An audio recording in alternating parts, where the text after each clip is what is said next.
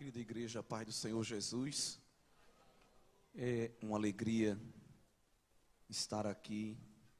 Sendo essa a minha última participação, quero registrar então também meus agradecimentos, a paciência dos irmãos em nos receber aqui pela terceira vez e agradecer ao apacentador deste rebanho, pastor Oliveira, e a liderança da Umadup, bem como toda a igreja, pela maneira mais que honrosa que sempre nos acolhem.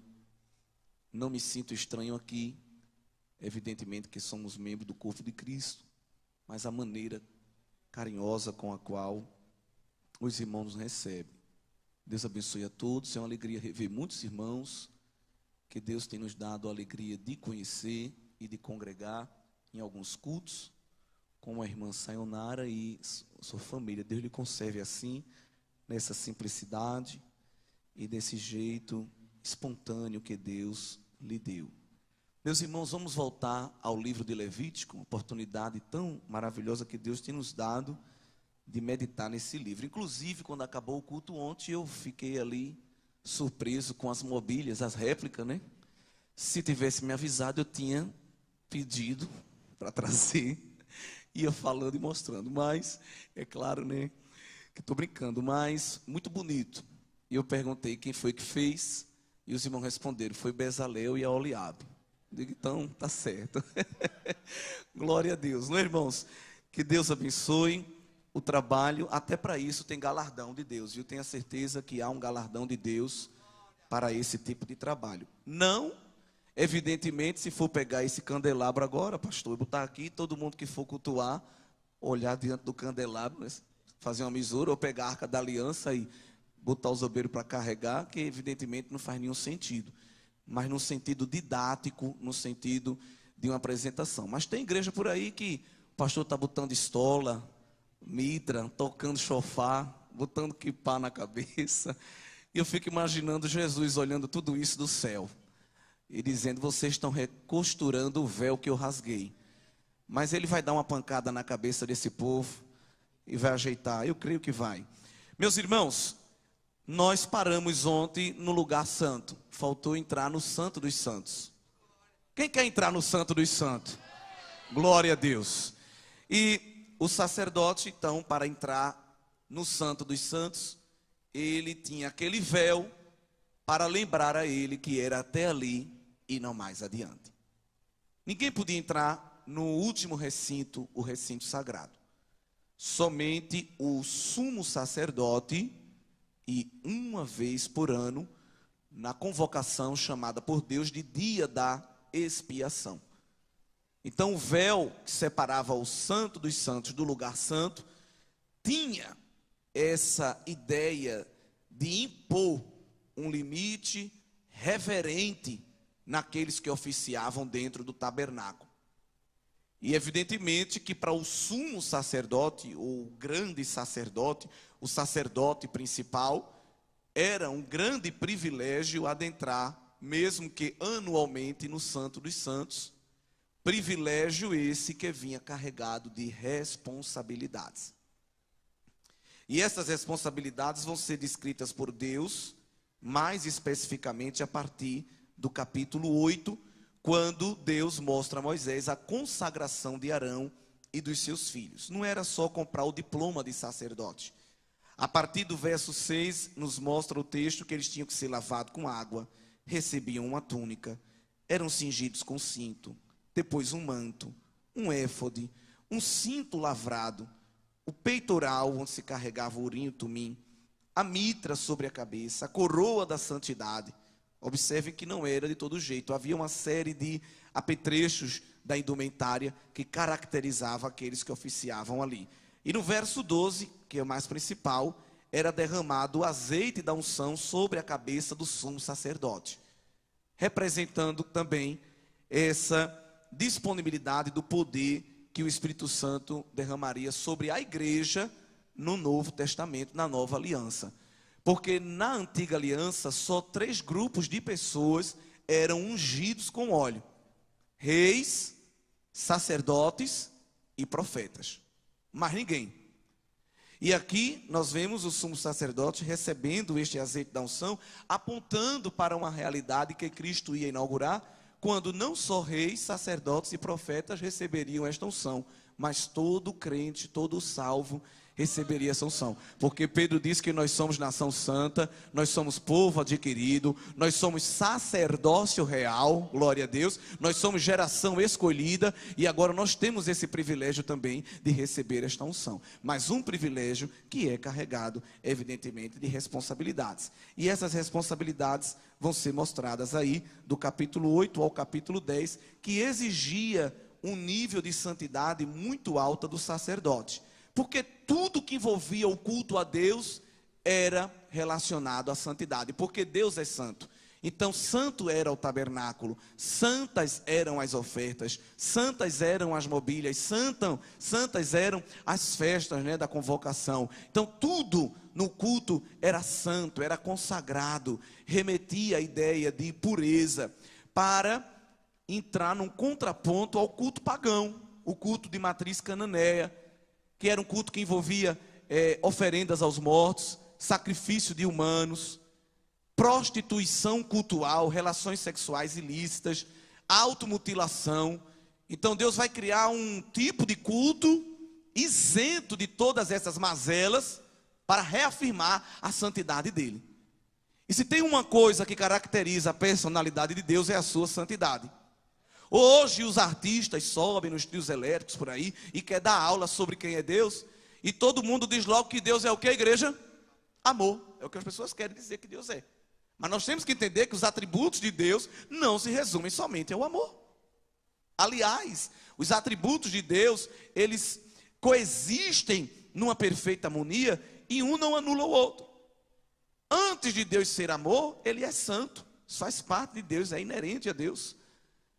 Isso é tão próprio da natureza de Deus que quando Deus faz juramentos, por exemplo, no livro de Amós, no capítulo 4, no capítulo 6, ele diz assim: eu vou jurar por mim mesmo.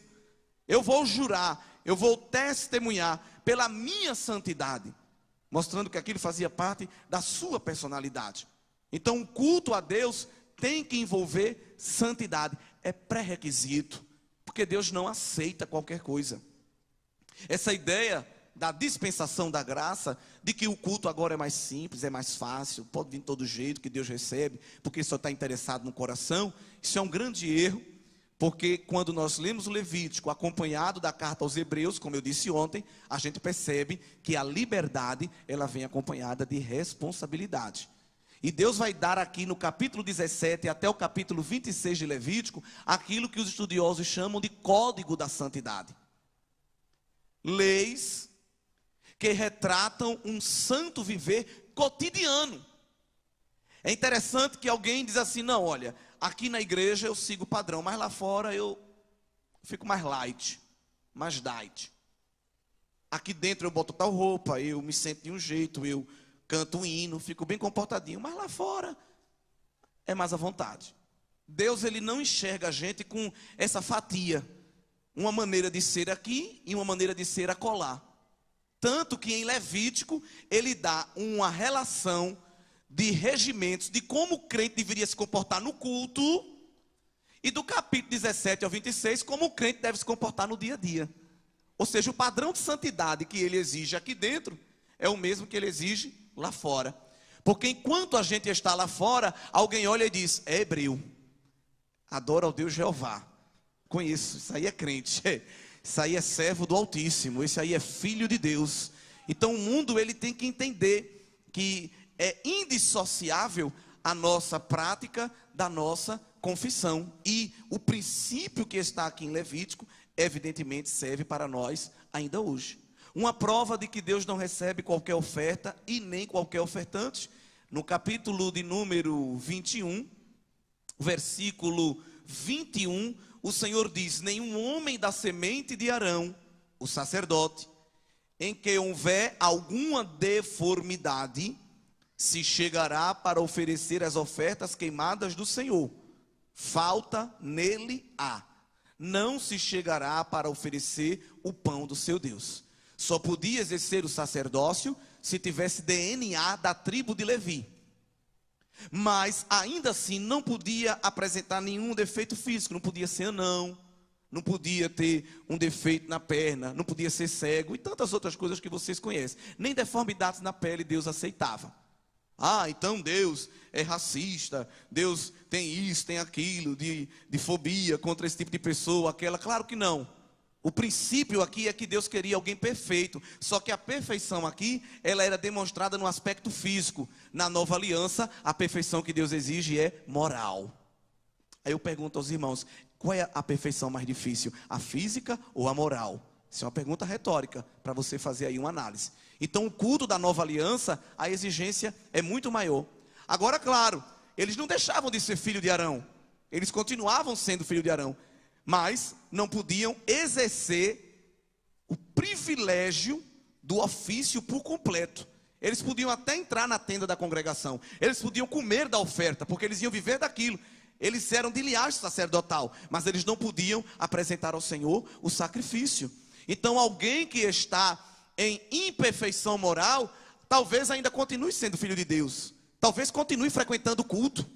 Alguém que está com pecados encobertos, alguém que está com um pão mofado diante de Deus, não é? Às vezes entra no tabernáculo, senta do nosso lado, não é? Assiste o culto, dá glória a Deus, contribui, faz parte da festa, mas o Senhor olha do céu, passa aquele raio-x, né? Aquele PET scan que eu falei ontem, moral, e diz: eu não estou aceitando, porque não está puro, não está aperfeiçoado, né? Não há aí confissão de pecado, há uma deformidade moral. Aqui dentro é uma coisa, lá fora é outra. Esse ofertante aí, ele está reprovado. E o que é que vai fazer? Deus vai matar? Deus vai destruir? Vai queimar? Não. Ele nos convida ao conserto. Ele nos convida ao tratamento. Ele nos convida à purificação. Ele está aqui para nos renovar, para nos moldar, para nos aperfeiçoar, para que quando a gente entre pela porta, o céu se abra e diga: hoje vai subir oferta, hoje vai subir incenso, hoje vai ter adoração no altar, porque está chegando aí um adorador que chama a atenção de Deus no trono. É necessário essa perfeição,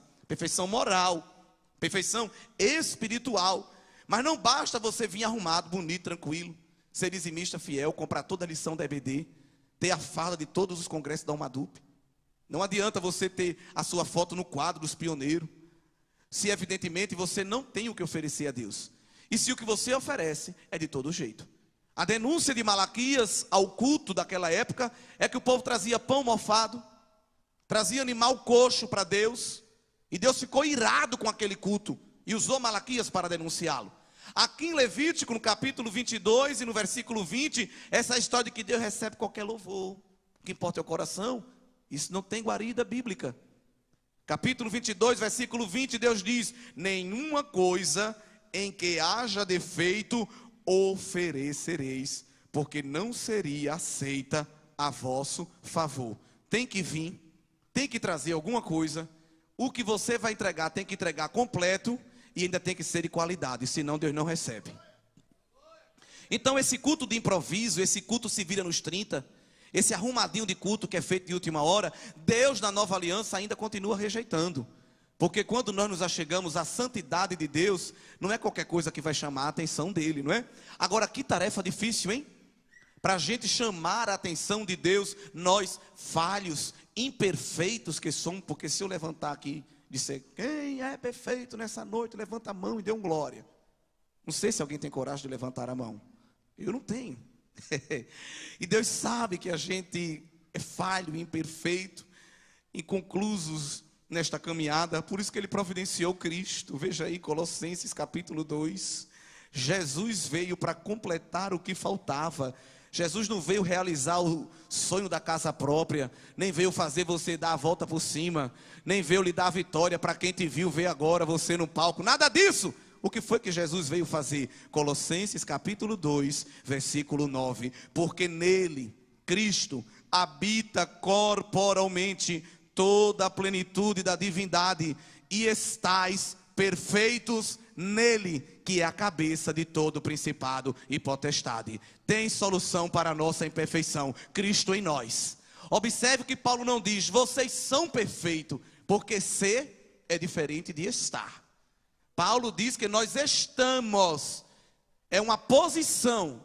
Só estamos perfeitos porque estamos em Cristo. Se a gente sai da presença do Senhor, a gente perde esse estado de perfeição. Mas quem permanece no Senhor vai atingir um estado de perfeição que não será mais momentâneo. É a última etapa da salvação, a glorificação. Quando a trombeta soar, aquela parcela de perfeição que nos falta, o Senhor nos dará e nós seremos semelhantes a Ele, partilharemos desta natureza glorificada, desta perfeição que não só é física, mas sobretudo moral e espiritual. Porque a gente gosta muito de cantar acerca do arrebatamento, que a gente vai ser perfeito e não vai ter mais bico de papagaio e vai voltar a ter todos os dentes e o olho vai enxergar bem. Ótimo, graças a Deus que nosso corpo vai voltar a ser perfeitamente no ponto de vista físico.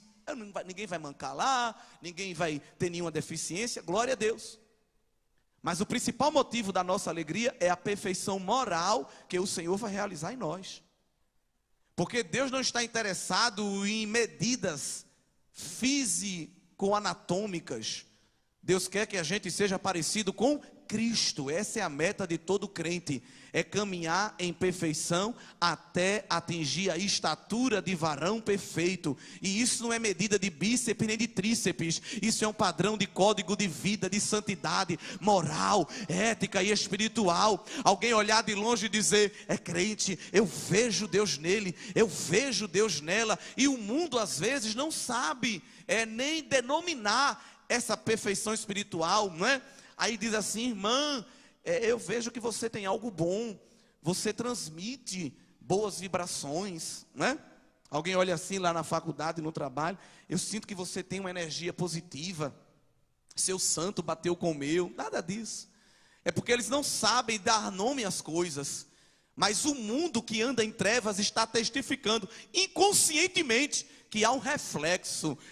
Não é um brilho próprio, mas é um reflexo da glória da resplandecente estrela da manhã, porque quem vai se aproximando dele, como Moisés, subia ao Sinai e via a glória de Deus, quando descia do monte, tinha que colocar uma toalha, um lenço no rosto, porque ficava nele os resquícios da manifestação física da glória de Deus, e alguém não suportava ver. Mas Paulo, escrevendo aos Coríntios, disse que agora nós, com a face descoberta, sem pano, igreja, nós refletimos esta glória como um espelho para o mundo. É a prova de que há um Deus vivo. É a igreja quando anda nesta terra escura, refletindo a glória do El Shaddai. É a prova de que há um Deus vivo. Essa perfeição moral e espiritual que a igreja carrega no seu viver. Então, esse padrão de santidade que era exigido por Deus no culto,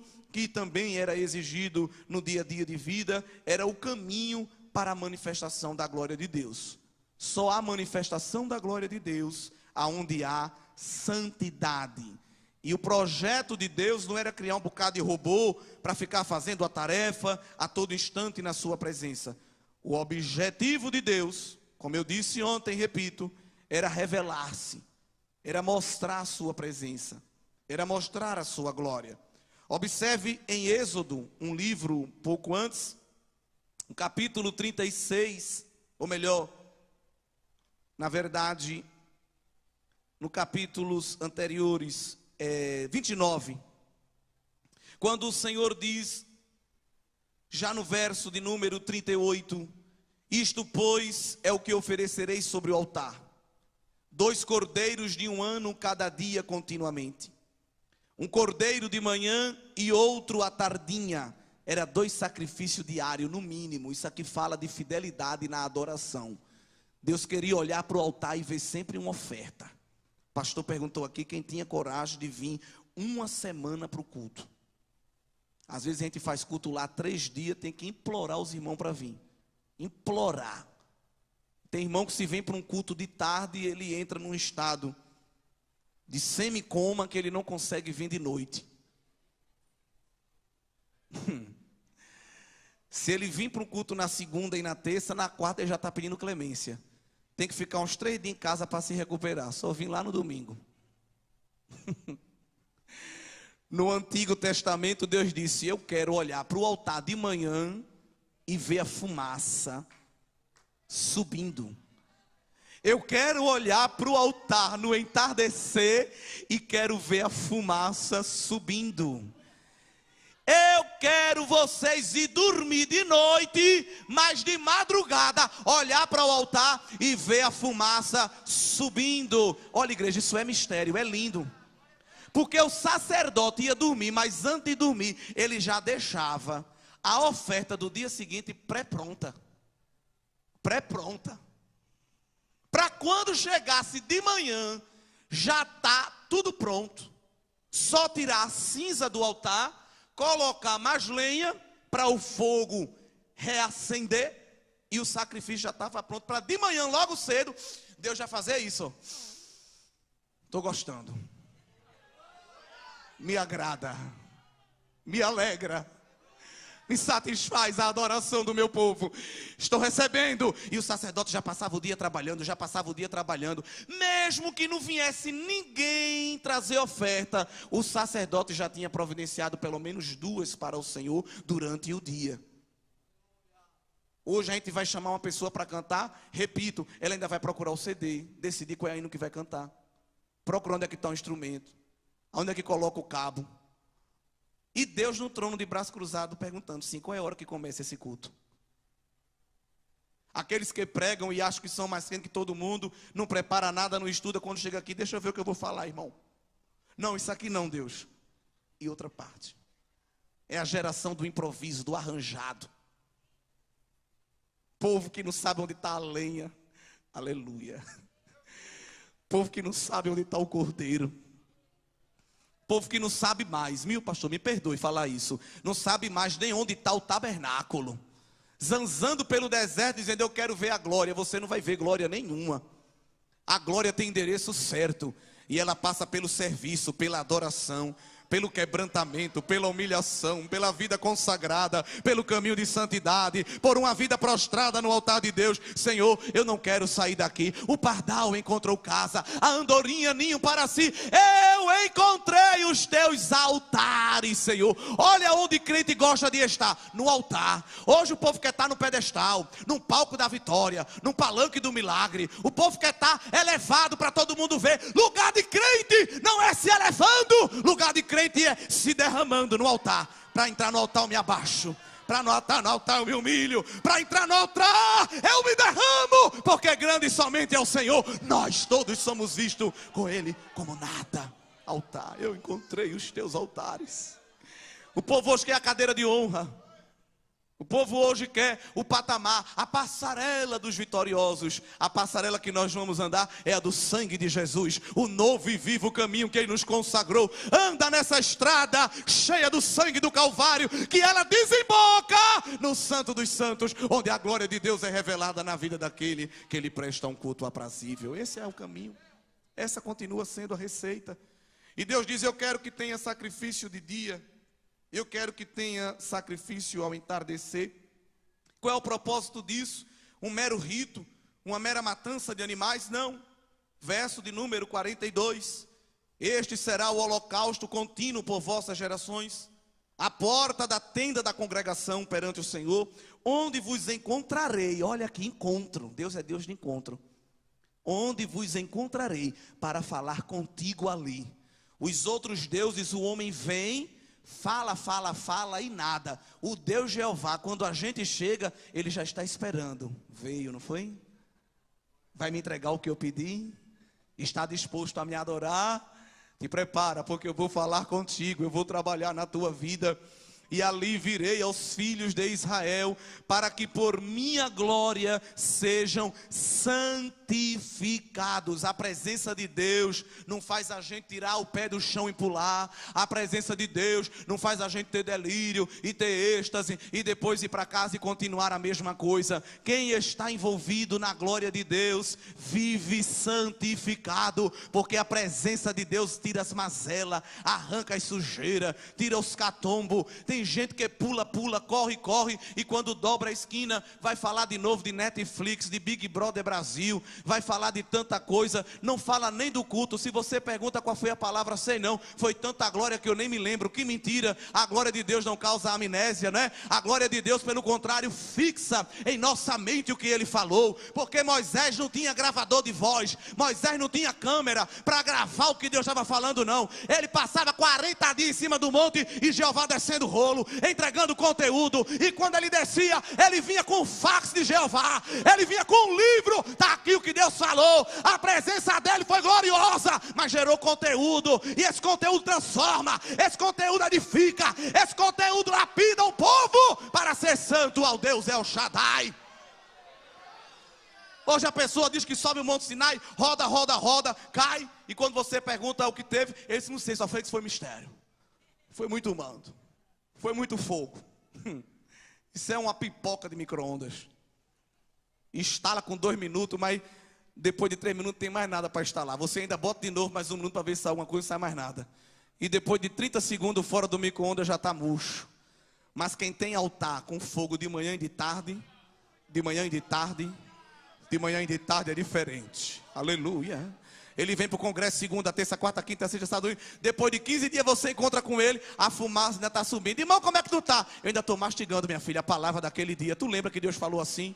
Tu lembra que Deus falou daquele jeito? Ainda está incendiando o meu coração. Há uma chama de Deus que vai estar acesa neste congresso, na vida de crente. Mas não é isqueiro, nem é acendedor automático, não. Ele está descendo fogo no teu altar. E tu vai passar a semana, vai passar o mês, vai passar o semestre, vai passar o ano. Tu crê que essa chama vai ficar acesa? Vai tirando só a cinza e bota mais lenha. Tira a cinza e bota a lenha. E ele se responsabiliza para mandar o combustível santo, para que a chama permaneça viva na vida de um crente fiel. E ali vos santificarei com a minha glória, verso 45, e habitarei no meio dos filhos de Israel, e lhes serei por Deus. E Deus vai cumprir esta promessa, porque quando Moisés, ele realiza todos os procedimentos, e confecciona todas aquelas mobílias e os recintos sagrados, é muito bonito que na inauguração, vamos lá ao capítulo 40, ainda estamos no livro do Êxodo, é muito bonito como Deus vai demonstrar que estava presente. Na inauguração do tabernáculo, aconteceu algo muito lindo, a partir do verso 34.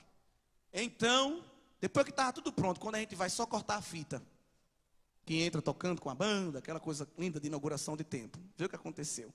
Então a nuvem cobriu a tenda da congregação, e a glória do Senhor encheu o tabernáculo, de maneira que Moisés não podia entrar na tenda da congregação, porque a nuvem ficava sobre ela, e a glória do Senhor enchia o tabernáculo.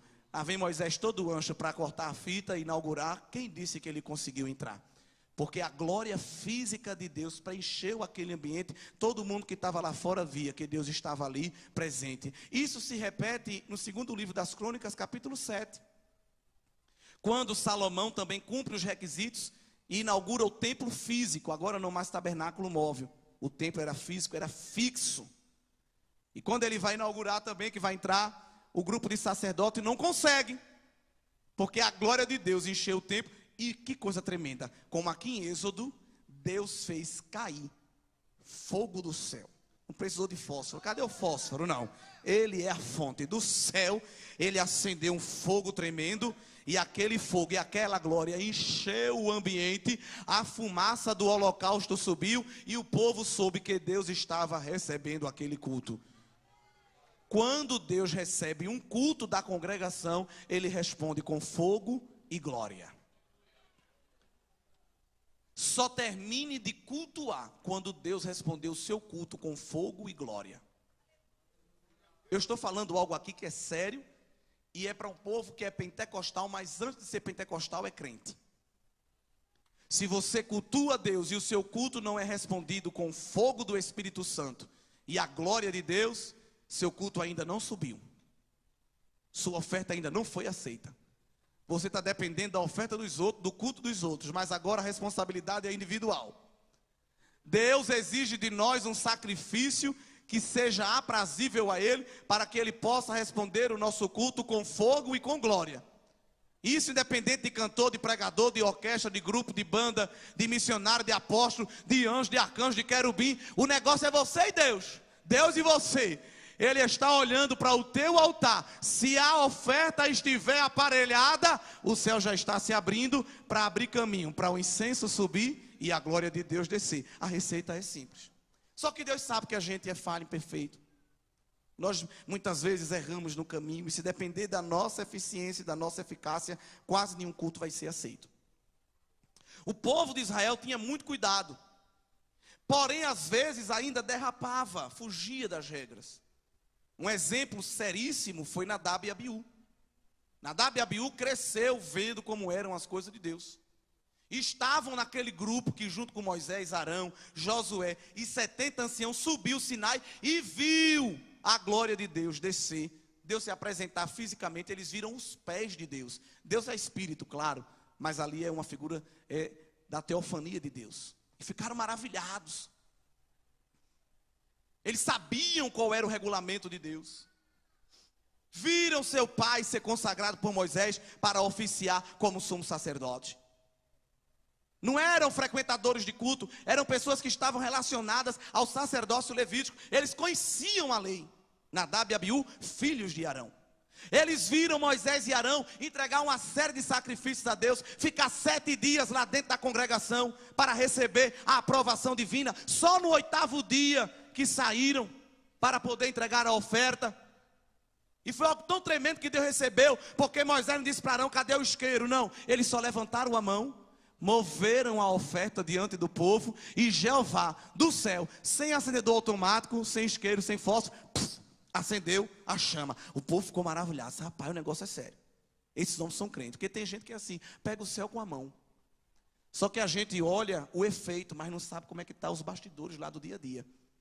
Quando chega aqui, canta, prega, profetiza: eita, eu quero ser como essa pessoa. Mas há um preparo. E o povo viu só Moisés e Arão levantando a mãozinha assim, ó, e a labareda acendendo. Eita. Aí acho que Nadab abriu o olho e disse: ai, varão, só faz assim, ó. Mexe assim que o fogo cai. Performance. Há uma geração aí de Nadabs e Abiús querendo performance, mas não tem essência. Não tem altar, não tem preparo. Não passa no processo.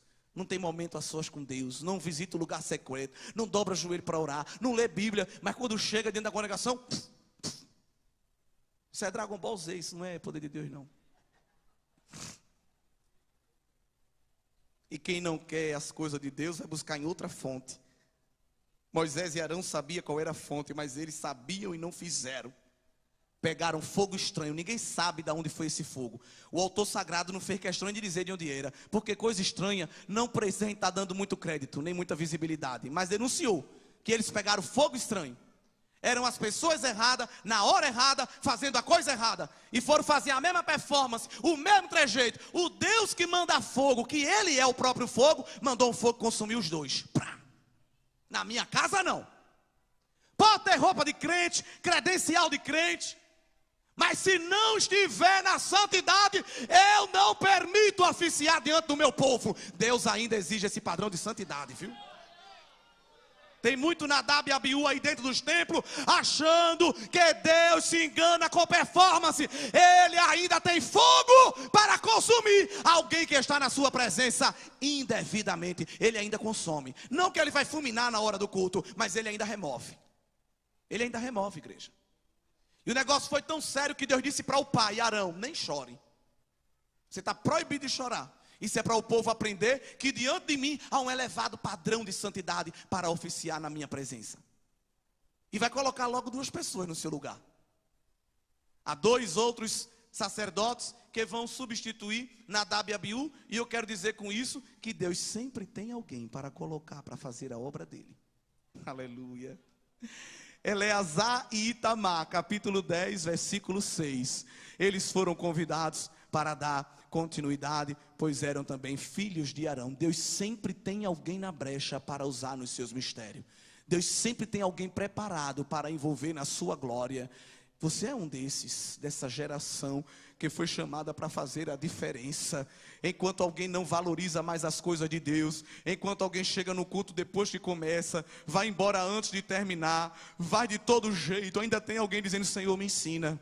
Eu quero te agradar, ó Pai. Eu quero fazer a tua vontade. Eu quero cumprir o teu projeto. Eu quero fazer as coisas da maneira que o Senhor quer. E Deus honra, irmãos. Deus honra. Às vezes a grande multidão não está interessada.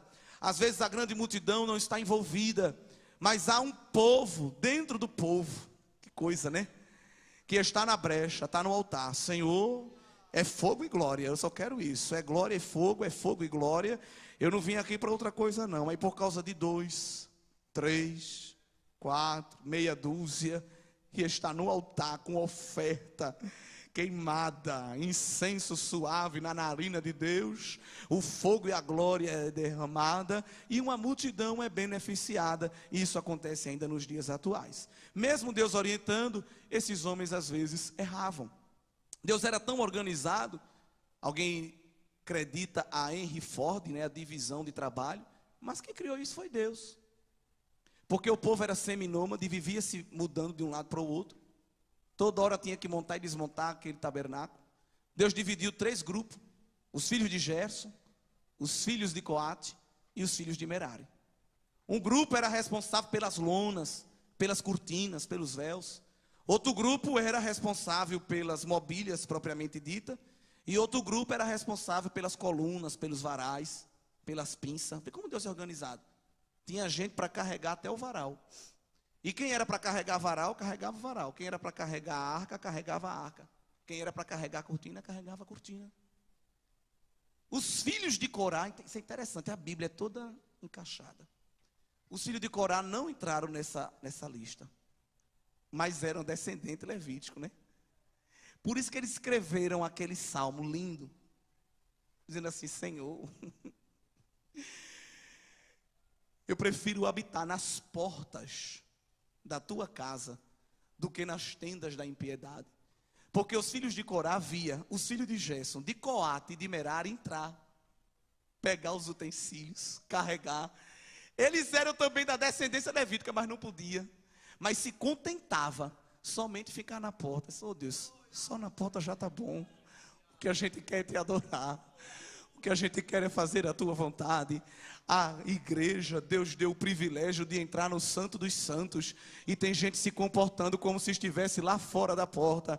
Ah, se os filhos de Corá estivessem aqui, ia assim, ó, batendo na nossa face: ei, acorda, tu tem um privilégio que a gente não tinha. Ei, te move, te mexe, anda, faz alguma coisa. Tens um privilégio que não tínhamos na antiga aliança. Faz alguma coisa, porque estás diante dos santos, e quem se achega a Ele não pode se achegar de qualquer maneira. Mas o Senhor, sabendo dessas lacunas que existem na nossa vida, dessas imperfeições, dessa dificuldade que a gente tem de entregar um culto cheio do fogo, da glória, Ele vai lançar na nova aliança um padrão novo de sacerdócio. É o sacerdócio eterno segundo a ordem de Melquisedeque. Melquisedeque aparece na primeira vez na Bíblia lá em 14 de Gênesis, como rei de Salém. Depois que Abraão vence uma luta para resgatar o seu primo Ló, e dos despojos da guerra ele leva o dízimo de tudo para Melquisedeque. Gênesis 14 diz que Melquisedeque, sem genealogia, sem pai, sem mãe, claro que ele tinha, mas nunca foi registrado. Algo muito diferente, porque o sacerdócio levítico valorizava muito genealogia, dependia de genealogia.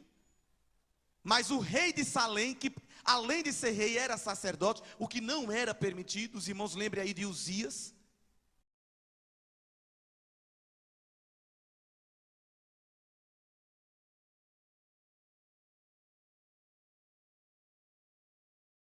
E Abraão foi e entregou o dízimo a ele de tudo, reconhecendo a autoridade espiritual que aquele homem tinha. Fica aqui até um parêntese. Falei de dízimo ontem, vou falar hoje de novo. Que tem gente aí que é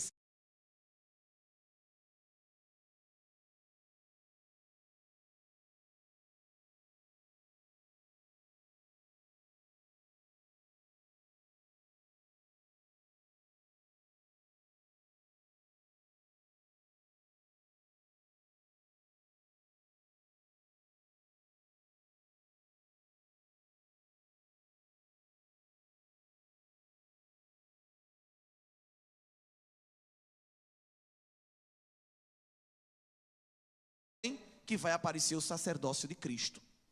Porque Jesus não era da tribo de Levi. E se Jesus tivesse que depender da tribo de Levi e dessa genealogia para ser sacerdote, ele nunca ia poder exercer o sacerdócio. Porque Jesus era descendente de qual tribo, igreja, quem lembra? Tribo de Judá. Ele vinha para cumprir outra profecia, como descendente de Davi, raiz de Davi, rebento de Jessé, leão da tribo de Judá. E Judá não tinha nada a ver com o sacerdócio. Mas a carta aos Hebreus capítulo 7 diz que mudando-se o sacerdote, também se muda a lei. E Jesus não podia se declarar sacerdote sem mudança da lei.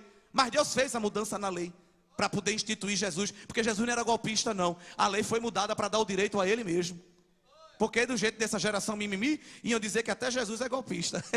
Mas Jesus, ele era sacerdote eterno e ele é segundo a ordem de Melquisedeque. Profecia que o pai deu para ele no Salmo 110. Ei, filho, assenta-te aqui à minha direita, até que eu ponha os inimigos por escabelo dos meus pés. Tu és sacerdote eterno, segundo a ordem de Melquisedeque. Ou seja, Jesus vai ser elevado à categoria de sumo sacerdote. Porque na nova aliança, o sacerdócio não é mais levítico, o sacerdócio é da igreja. Sim, mas quem é o sumo sacerdote deste grupo? Jesus. Na nova aliança, cada crente não é um sumo sacerdote. Jesus é o sumo sacerdote e todos nós somos sacerdotes. E nós, como sacerdote, só poderíamos ficar aonde? Lá fora.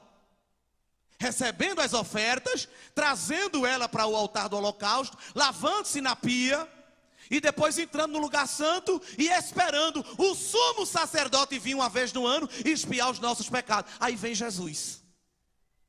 Vamos lá, a carta aos Hebreus, que vale a pena a gente ver o texto, porque é tão rico, que a gente vale a pena citar. Tenha paciência com a exposição da palavra. Vê Hebreus capítulo 9, versículo 11.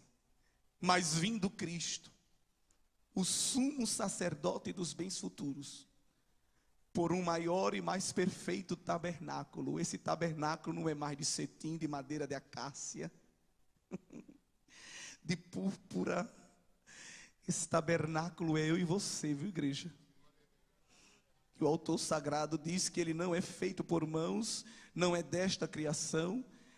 Também uma referência ao santuário celestial. Jesus não vem com sangue de bodes e bezerros, mas com seu próprio sangue. Entrou uma vez no santuário, o sacerdote entrava diariamente. Jesus entrou uma vez no santuário, porque o sacrifício dele foi único, irrepetível e suficiente para efetuar uma eterna redenção.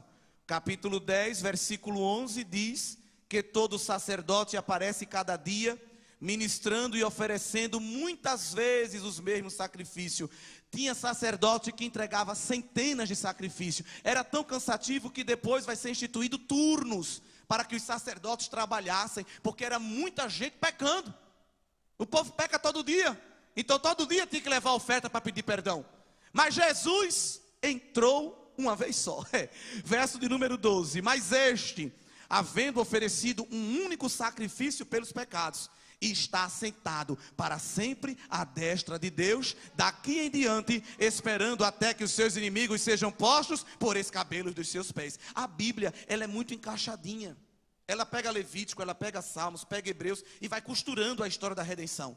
Porque Jesus chega, quando ele dá o brado na cruz como Cordeiro Imaculado, que foi o título que João Batista usou para apresentar Jesus, lá no congresso que ele fazia no Rio Jordão. Quando Jesus chegou, ele disse, está aqui, olha, o Yeshua, Ramachia, está aqui fulano. Mas não, Jesus não falou nem dos títulos dele, né? Não falou nem que ele era rei, só disse assim, está nos visitando nesta tarde.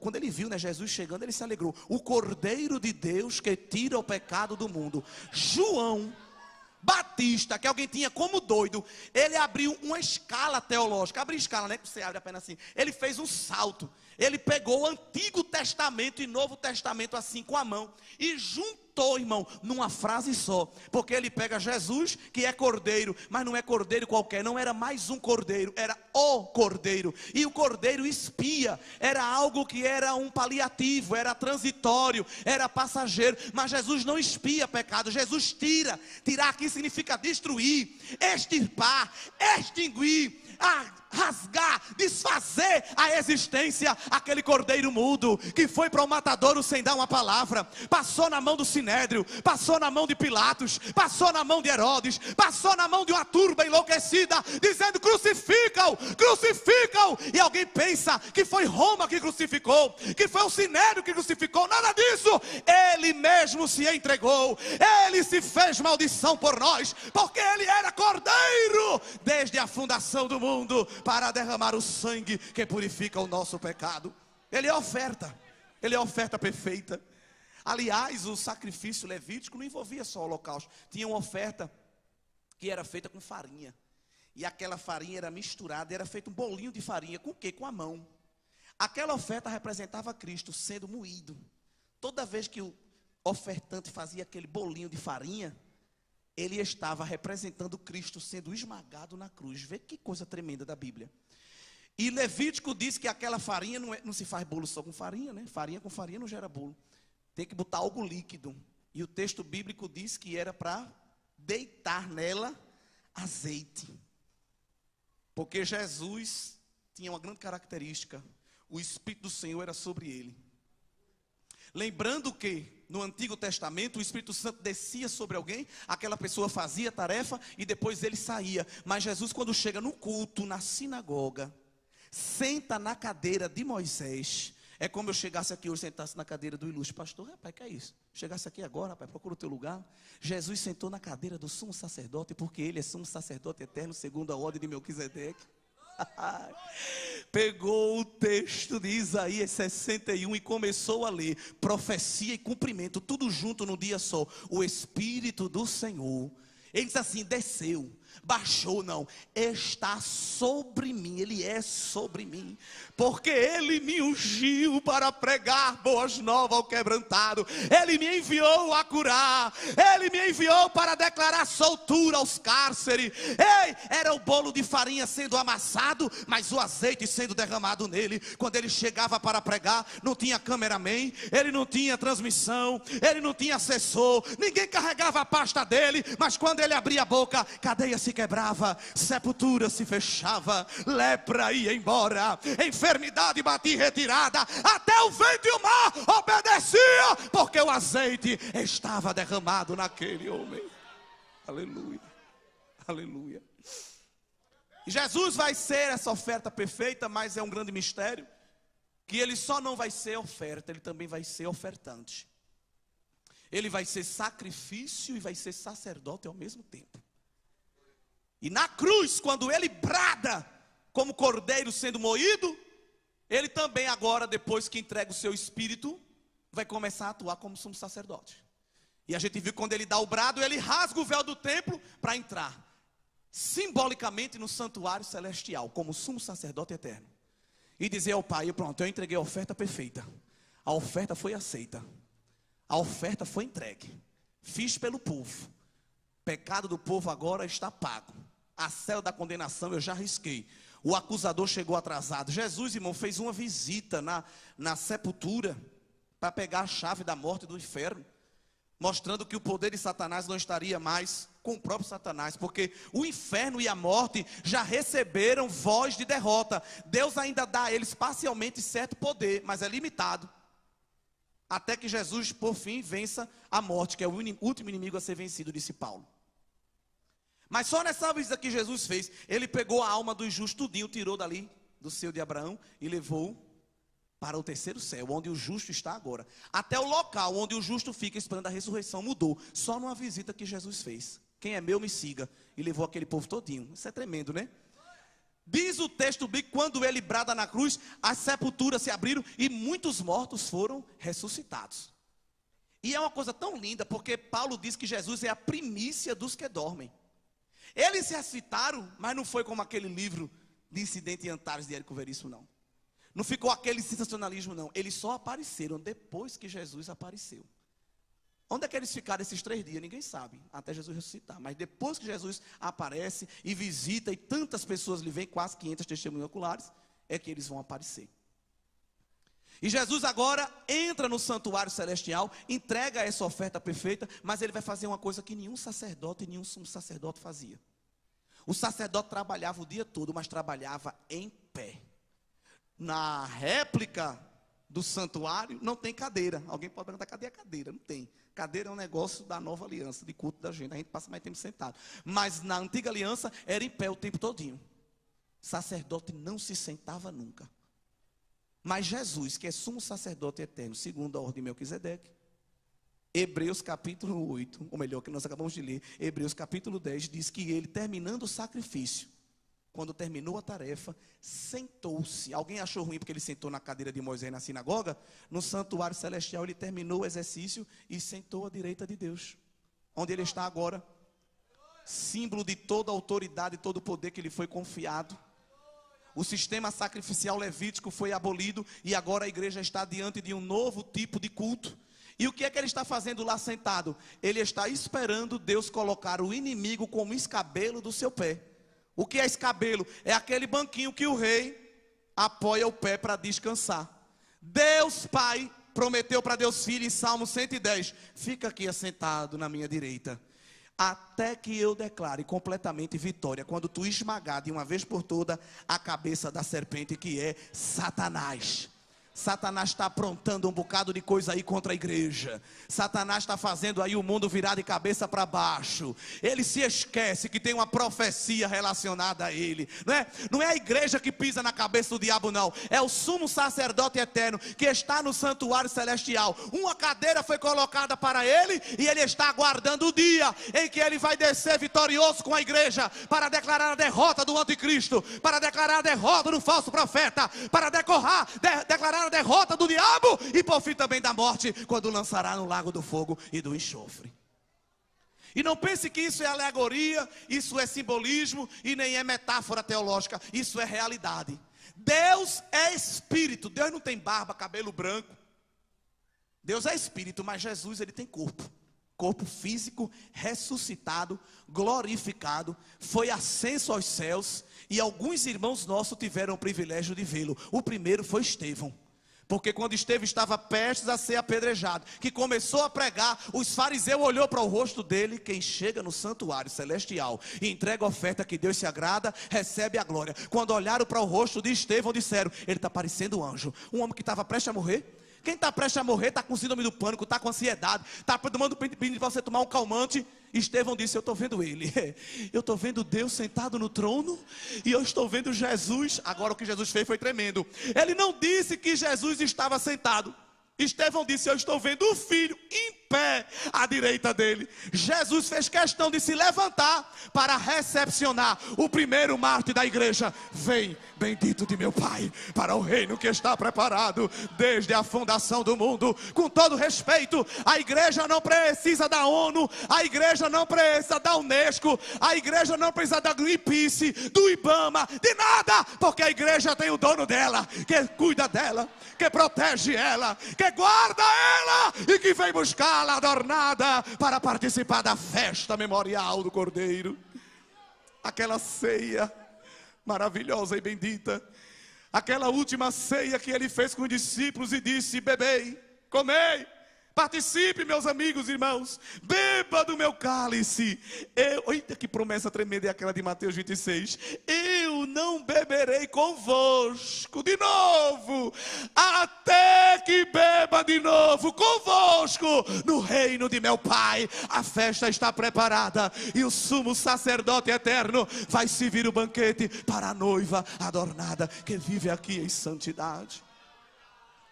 Agora tem tanta coisa interessante, ainda tem um tempinho aí.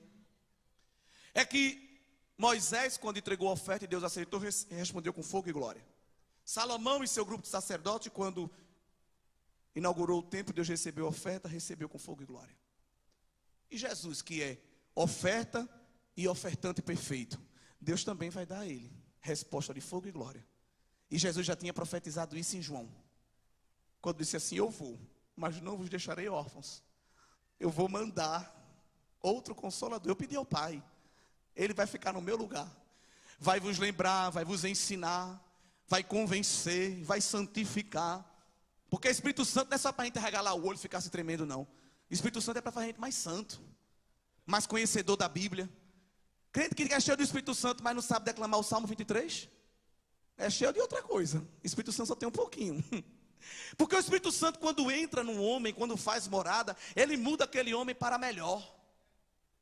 Fica mais parecido com Cristo, fica mais espiritual. A cabeça dele já está lá em cima, só está o corpo aqui. Mas ele já pensa com a mente de Cristo. É um ser diferente, é exótico. Por isso que o mundo diz que é estranho, porque é mesmo. Só está a carcaça aqui, a alma já está em outra dimensão.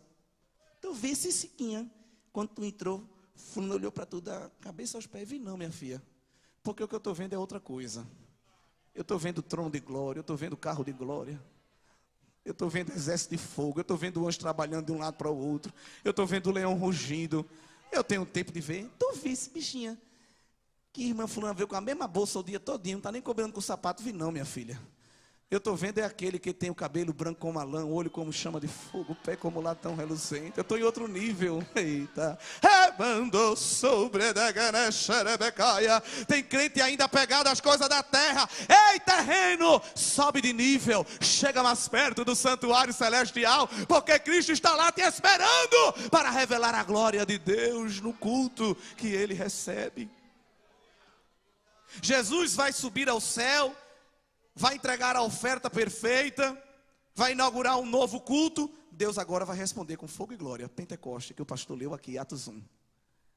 Ele diz, olha, fica aqui orando, até que eu desça sobre vós o meu Espírito.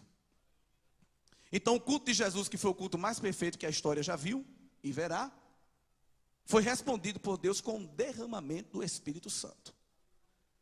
E como ele nos ensinou pelo manual de adoração de Levítico que o fogo não pode se apagar, o combustível ele já deu, não se acaba. A lenha ele já providenciou. Se um de nós aqui fosse ofertante, estava acabado esse congresso no primeiro dia, porque a gente é tudo imperfeito.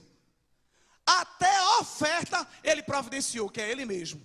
A única coisa que ele quer é que a gente se apresente. Venha, chegue, fique na posição e veja o que eu vou fazer.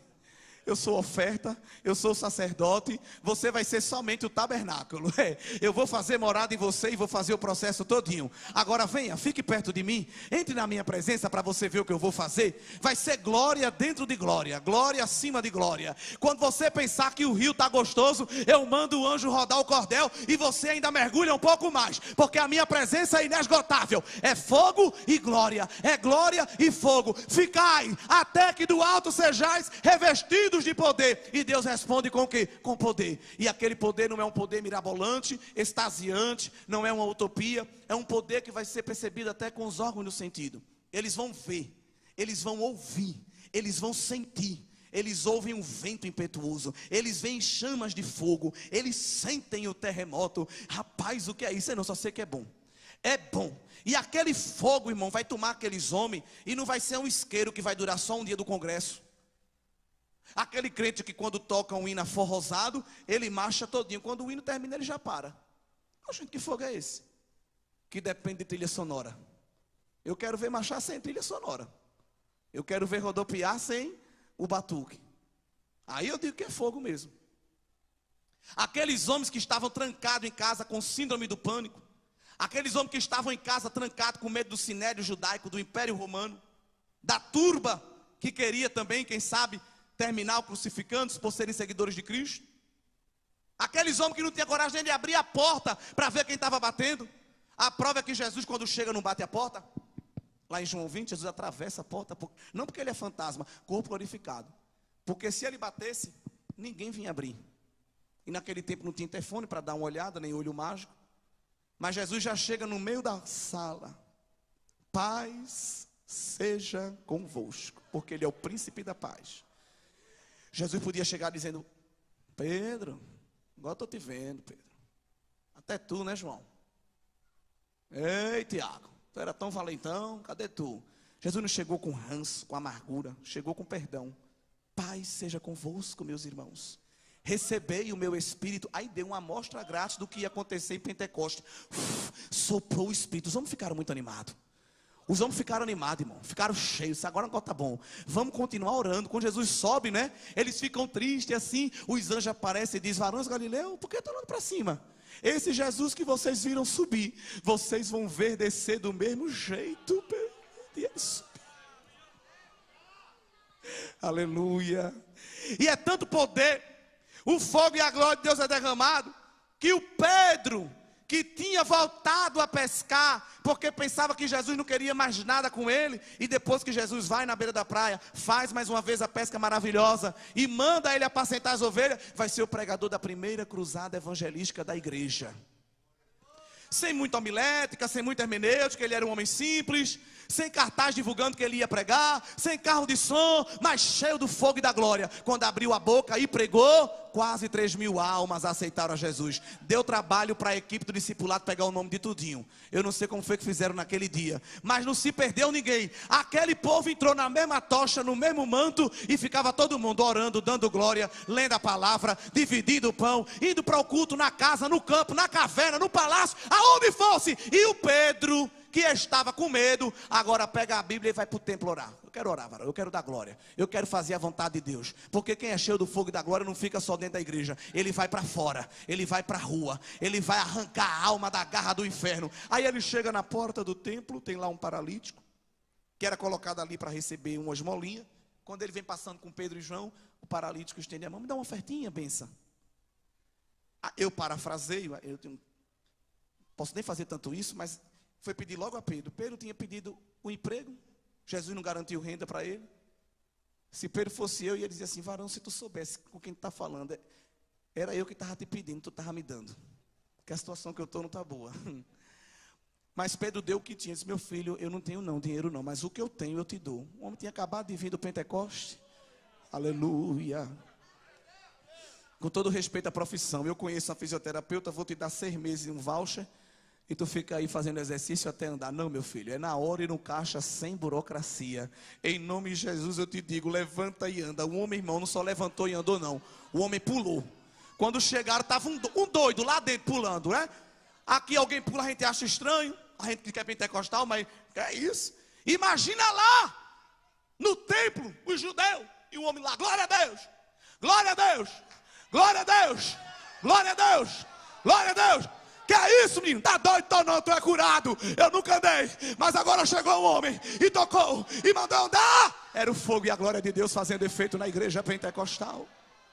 Aleluia. Nada para a igreja que está cheia do poder de Deus, nada para a igreja que está envolvida na glória de Deus. E Satanás está querendo fazer com que a gente não consiga entrar no Santo dos Santos. Mas o Senhor Jesus, ao longo desta semana, pelo poder da sua palavra, Ele vai tomar os nossos corações, irmão. Ele vai tomar a nossa alma. Há uma guerra travada contra a carne. E tem muita gente nas águas rasas, mas o cordel de Jeová vai levar muita gente para mergulhar neste ribeiro. Você vai sair essa semana diferente. Faça um propósito com Deus e não falte nenhum culto. Chegue aqui quando a porta ainda estiver fechada. Jeová, eu já estou com sacrifício e já estou no altar. Toca fogo, Jesus. Toca fogo que eu quero subir a fumaça. Se sentar um cru do teu lado, a fumaça do fogo da labareda que Jeová botar no teu altar vai servir para esquentar ele. Porque às vezes senta um cubo de gelo do lado da gente, mas não se preocupe não, porque esse cubo de gelo não vai esfriar o teu altar não. É o fogo de Deus na tua vida que vai derreter esse gelo e ele vai começar a borbulhar.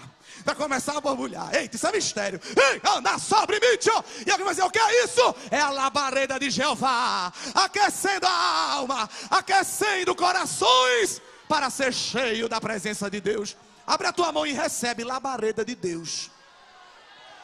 Não abra a sua mão, isso não é um ato qualquer não. Abra como quem abre para receber. Abra a mão como quem abre para receber. A palavra de Deus é poderosa.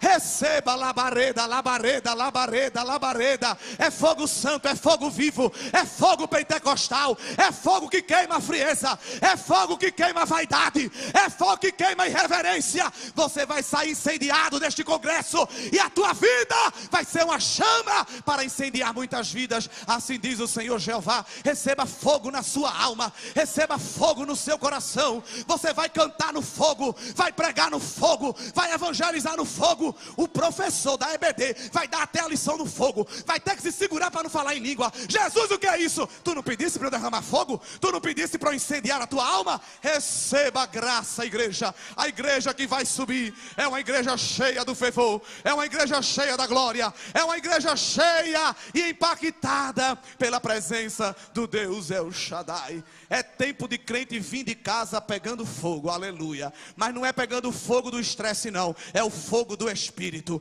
E quando alguém vier fofocar, quando alguém vier falar da vida dos outros, tu dá duas glórias misturadas com aleluia e tange essa ave de rapina para bem longe, porque o teu altar não vai ser adulterado, o nosso altar não vai ser corrompido. Eita glória! E alguém que está frio e incrédulo vai ser incendiado por Deus pela tua vida.